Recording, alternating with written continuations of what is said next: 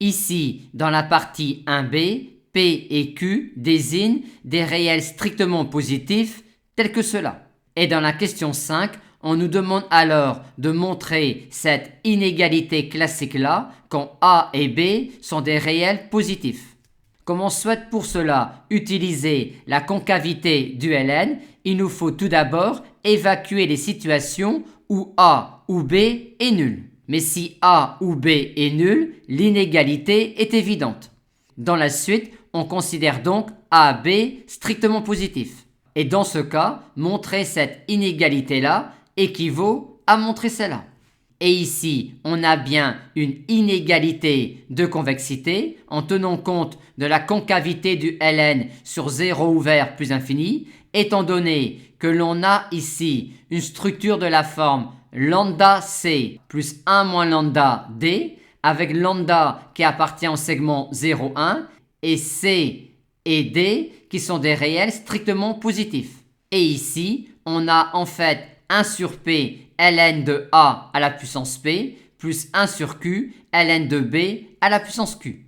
Maintenant, dans la question 6, on se place avec un espace probabilisé fini, ce qui implique en particulier que toute variable aléatoire définie sur cet espace probabilisé-là ne prendra en particulier qu'un nombre fini de valeurs. Par conséquent, on pourra sans problème parler des espérances des variables aléatoires définies sur un tel espace probabilisé.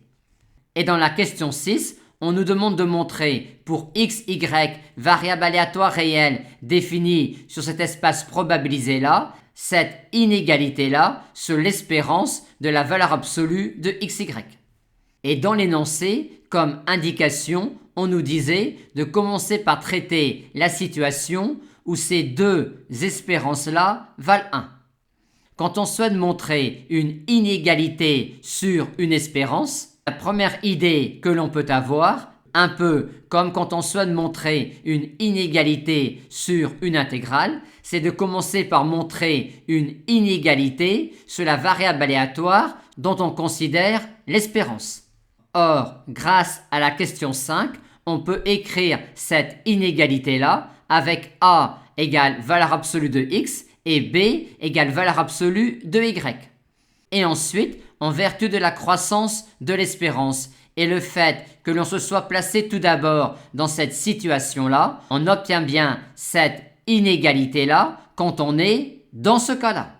Traitons maintenant le cas général. On est ici dans une situation un peu similaire à la situation où on a montré un résultat pour un vecteur de norme 1 et on souhaite ensuite en déduire un résultat pour un vecteur quelconque.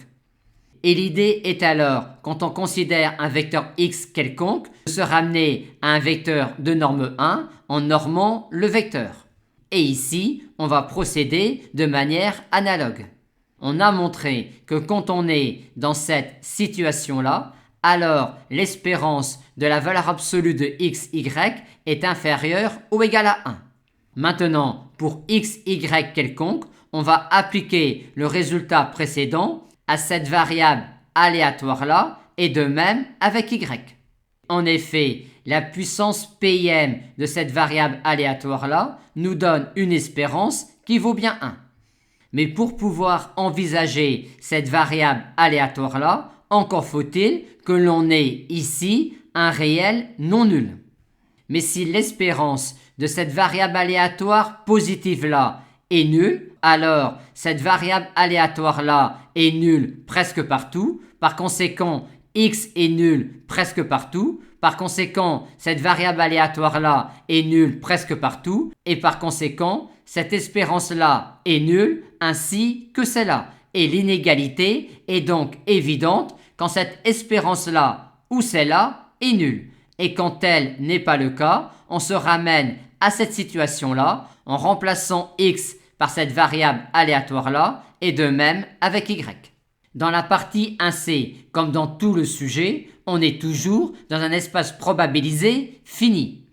Et pour alors une variable aléatoire grand X définie sur cet espace probabilisé-là, on va introduire la notion d'espérance conditionnelle de X, sachant un événement A de probabilité non nulle.